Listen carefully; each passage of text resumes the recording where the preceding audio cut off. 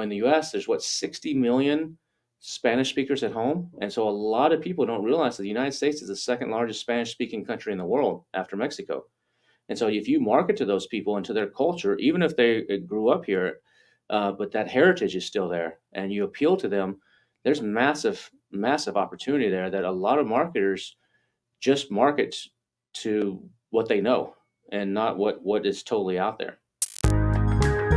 You're watching the Marketing Misfits with Norm Farrar and Kevin King. So Norm, they call you the beard guy. What's up with this beard guy? Is this just some sort of marketing prank? Or why did you actually grow this beard? I've seen pictures of you without a beard. And then all of a sudden you have this beard. Is this a marketing thing? Are you trying to be a misfit or something? Yes, and I think I am a misfit. It was all 100% personal branding. We've gone to hundreds of events, and I'd reach out and I'd ask questions to the speakers. Half the time, do you remember me? No, absolutely not, because I blended in. And I thought, how could I be different? How could I be the Ray Orbison, with the sunglasses? I thought maybe growing a beard, and guess what? It worked. When I go to an event, people recognize me, and then it's much easier, Kevin, to break into a conversation and start chatting. That's the whole purpose, is personal branding. See, I just do it the other way. I'm just the big fat guy at the conference. I'm like, oh, that's the big dude over there. That we didn't have a T-shirt large enough. We only went up to XL. We didn't have a 2XL T-shirt. A halter top. So that's my branding right there. Is like, oh, that's the big guy. That's first in the buffet line. And people are like, better get there before he does because there ain't gonna be nothing left. It works. It works, and people remember me. So everybody's got to have their little shtick. That's what misfits do, right? Exactly. And I just wanted to add on about the shirt size. If you see a guy with a long gray beard and another guy, both of them with halter tops on, it's us. Yeah, Mexican sizes. And you know what, Kevin? That happened. Tim Jordan and we went down to Mexico, and they only had, they were supposed to be extra large shirts, and I couldn't even get it over my head. Like it was literally a halter top. The same thing happened to me. I was just in Japan, and there's these cool little shirts on Okinawa. They're kind of like a Hawaiian shirt, but they're not really a Hawaiian shirt. But they're known for this area. They're pretty cool. They're like a couple $100 a piece. These nice shirts. And Tim went and bought one, and he came back. He's like, "Dude, they had your size?" He's like, "Barely. It goes up to size 5 large or something." I'm like, "Well, what is a 5 large?" He's like, "I think that's like an extra large, or maybe it's a 2X." So I go into the store. I'm like, "You got my size?" Like they look at me like, "Oh, only Japanese size." I'm like, "Well, let me try one." So I ended up going in and the little dressing room, and I get the biggest size, and I try it, and I can barely get the damn thing to button, and it's buttoned down, so I can barely get the thing to button. I'm like, all right, I'm going to use this for motivation. I'm going to buy the shirt, even though I'm not going to wear it right now. But if I lose 10 pounds, I can wear this shirt. So I'm like, all right, that's going to be motivation. So I bought the shirt, and then I'm looking at the bill and not knowing how much it costs. But the good thing is, I'm in Japan. So in Japan, they took longer to wrap the shirt than it did for me to try it on and everything. Because in Japan, everything's about presentation. They don't, have you been to Japan? No, I've never been. So in Japan, you don't just give your credit card across. There's a little tray. So if you're giving money or your credit card or your change, it's not like, here's my credit card. So they put a tray down in front of you. You put the credit card in the tray. They take the tray. It's a courtesy thing. And then they swipe your credit card, do whatever, or take your money, give you change, put it back in the tray. And then they present it to you with 2 hands. And then they bow to you. And then you take your change. But on gifts, if you buy anything in a store, like a souvenir shop or any kind of store, the packaging is like they have to wrap it. So this shirt, first they take the shirt and fold it really nice, nice little square. Then they take a piece of white mesh, like a protective mesh, and put the whole shirt in this protective mesh. And then they put it in like a nice little box that's got some Japanese writing and kind of pretty box, and then they wrap it and put a bow on top, and then they give it to you. And this is all included. This is not like I'm paying $5.95 extra for gift wrapping. And then they give it to you, and then they put it in a nice bag, and they put it very carefully in the bag, and then they come around the side. They don't just give it to you over the counter and like, here you go, thank you, or let you pack it yourself. They come around the side of the cashier thing, come out to greet you in front and present it to you with two hands and bow again, and say some stuff in, arigato and stuff in Japanese and some other stuff, have a good day or whatever. And that's the presentation method. So I went through that with a shirt that doesn't fit. Well, I want to, and you paid $150 for it, but I want to see you adopt that into your events. Anybody who buys a ticket to any of your events, I want you to personally come out, hand wrap the ticket, and present it to them. In fact, I hope you adopt. I'm going to hold you to it. Okay, I'm going to be your accountability partner for that. Just. But something else. You were just talking about different sizes in Japan, right? They're not the same as North American sizes for the most part. Japan is one of the most how do you say it? Homogeneous, how do you say that word? That big fancy word. Countries in the world. I think it's 90. What's the number? It's like 98.9% Japanese people. So that's one of the interesting things at this event. They're talking about most people mess up when they go start marketing in Japan. Amazon Japan is like the third biggest market. It's U.S., Germany, Japan, UK, I think, or maybe UK and Japan or vice versa, but they're both right in there. But most people just try to take their products from the U.S. and sell them in Japan. It doesn't work 9% of the time. But the thing about selling in the U.S. is everything is a niche.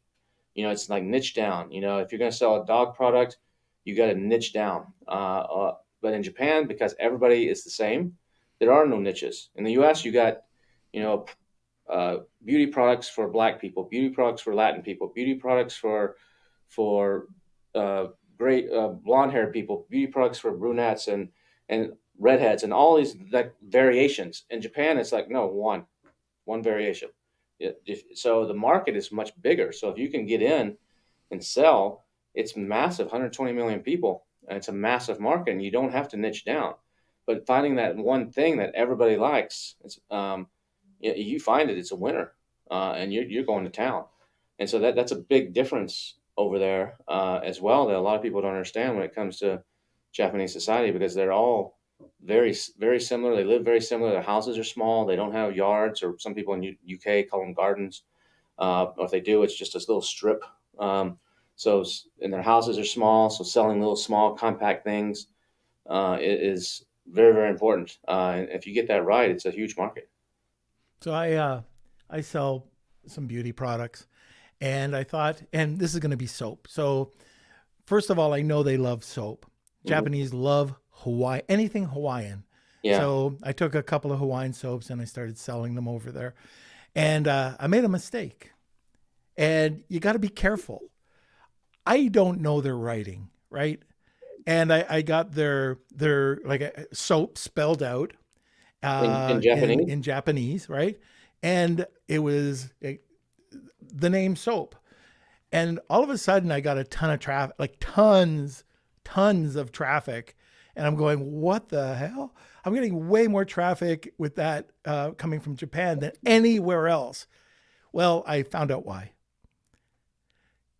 Soap, the way that I spelt it, means brothel.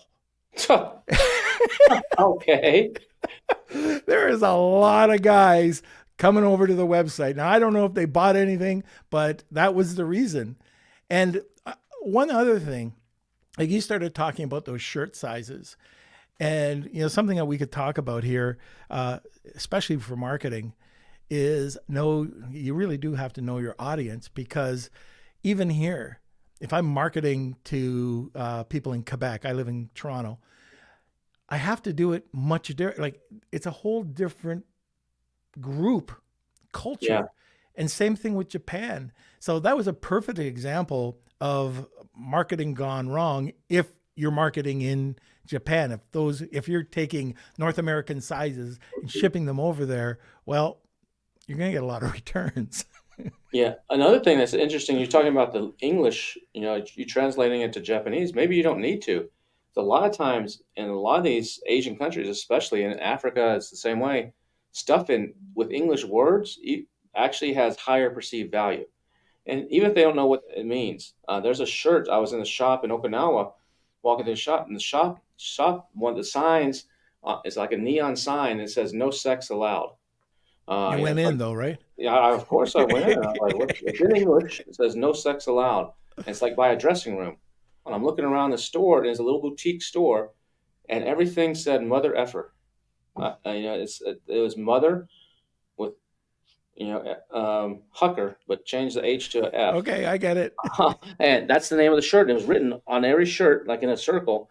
And it was people, there's like 20 people in there. And I was like, buying these shirts, and this is what they wear.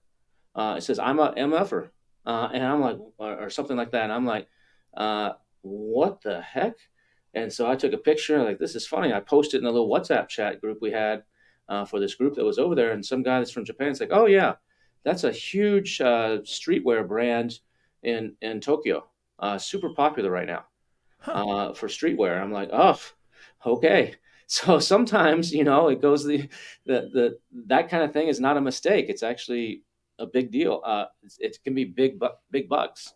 So yeah, it's knowing your market and knowing what you can do is something that you got to know. And it's just like in the U.S. The U.S. has 330 million people or something like that, and growing. We're one of the few countries that's actually adding population because of immigration, legal and non-legal, versus Japan and Japan, a lot of Europe, China. They're all reversing right now. They're actually going down, and so knowing these groups, these whatever you say, in the U.S. there's 60 million Spanish speakers at home, and so a lot of people don't realize that the United States is the second largest Spanish-speaking country in the world after Mexico.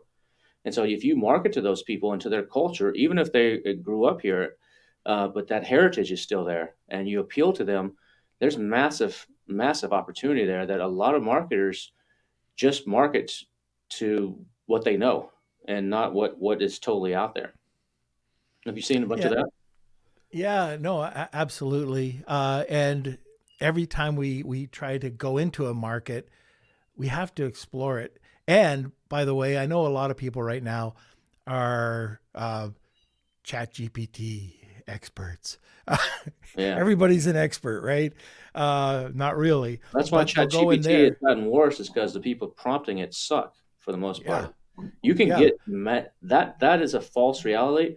I mean, ChatGPT maybe has actually gone downhill, but if you know how to prompt correctly, then ChatGPT or any of the other tools that Claude or whichever may be your favorite are super powerful. It's all in the prompting.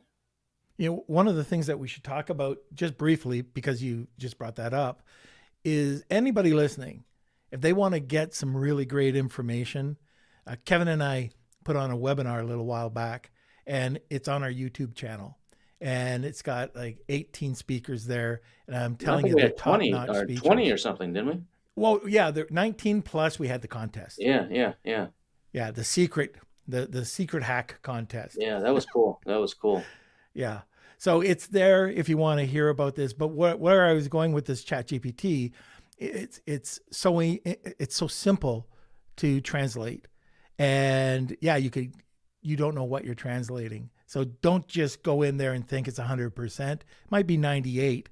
I'll give you an example. You need a native Uh, speaker to check it out. yeah, absolutely. So we did some Christmas cards. We printed some Christmas cards for a trucking company in the States. They wanted it in Spanish, English, Spanish, and French. So they said they could handle the Spanish. We handled the French up here.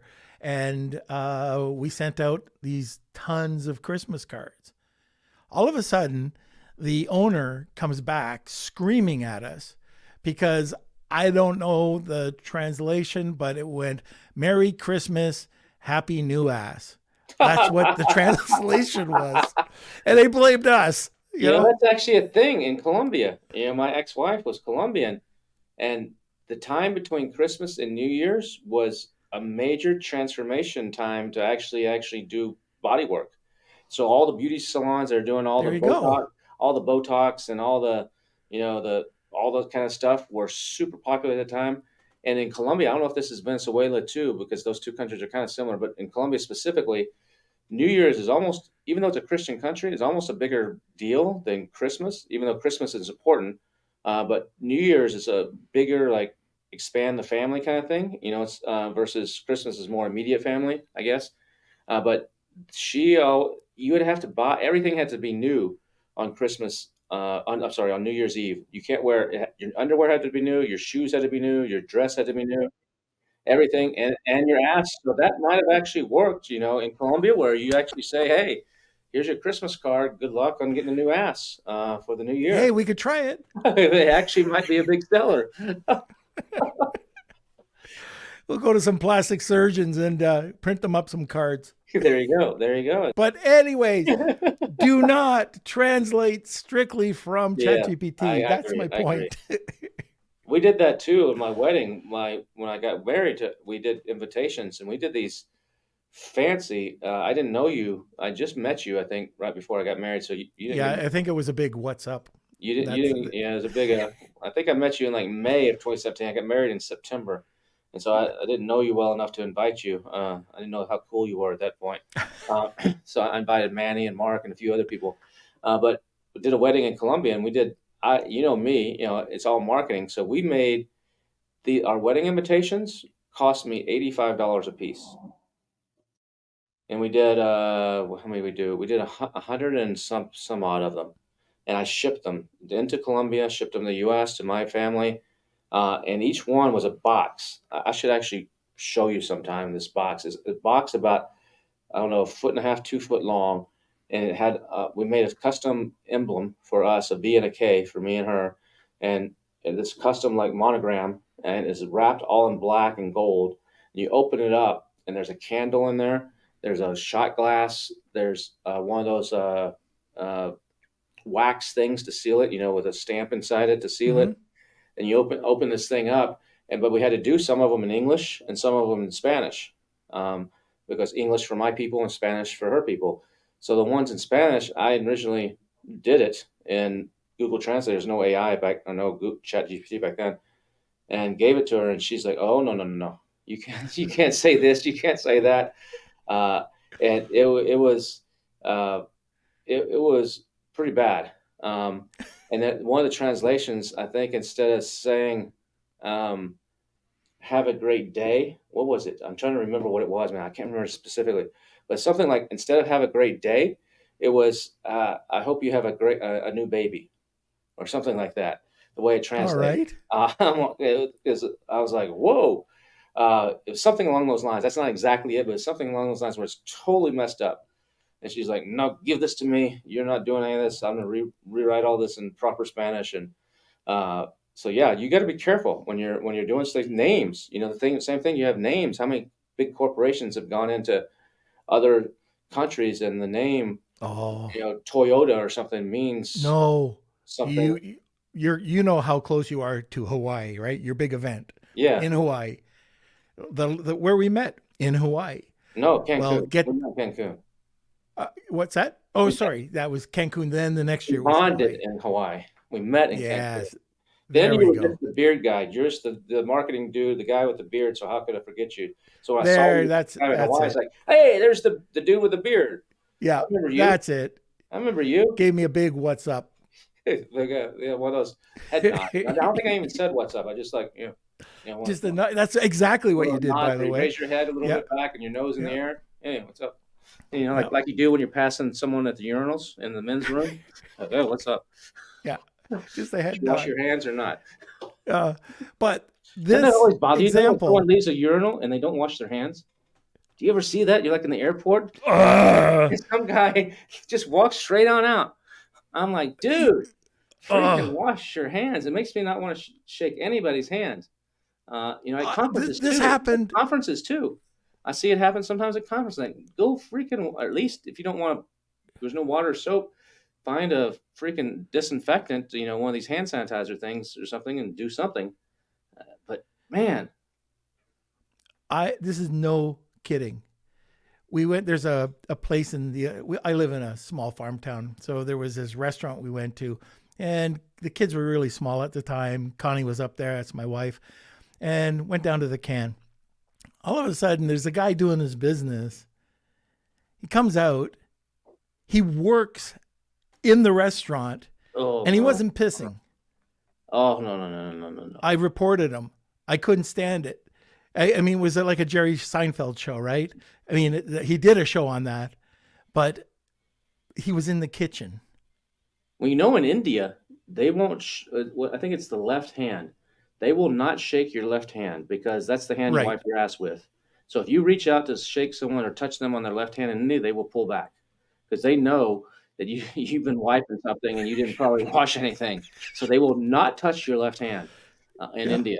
So if you're ever in India, don't try to shake someone's left hand or give them something with the left hand. It's going to be a bad thing. Yeah, I was going to say it's going to leave a bad taste in your mouth, but Oh, don't. yeah. Yeah. But you know what will But, leave a good taste in your mouth is the Marketing Misfits podcast. This is what we do sometimes, and we tie it into marketing. Sometimes we go into very specific stuff and actionable tactics. Other times it's just talking like we just did.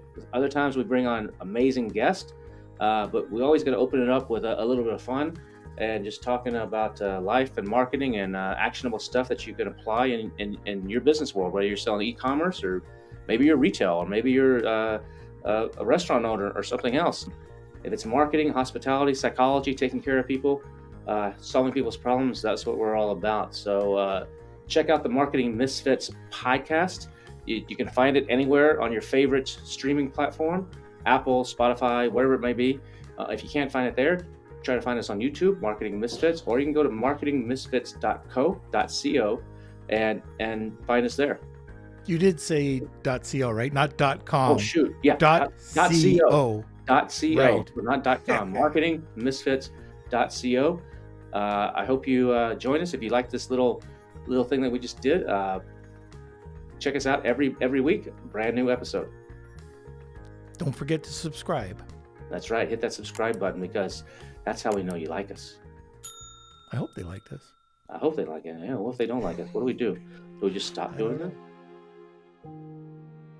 Do we have tears in our eyes the next time we're at an event going, we're the outcasts? Or what? Maybe we'll just be out there smoking cigars by ourselves. There you go.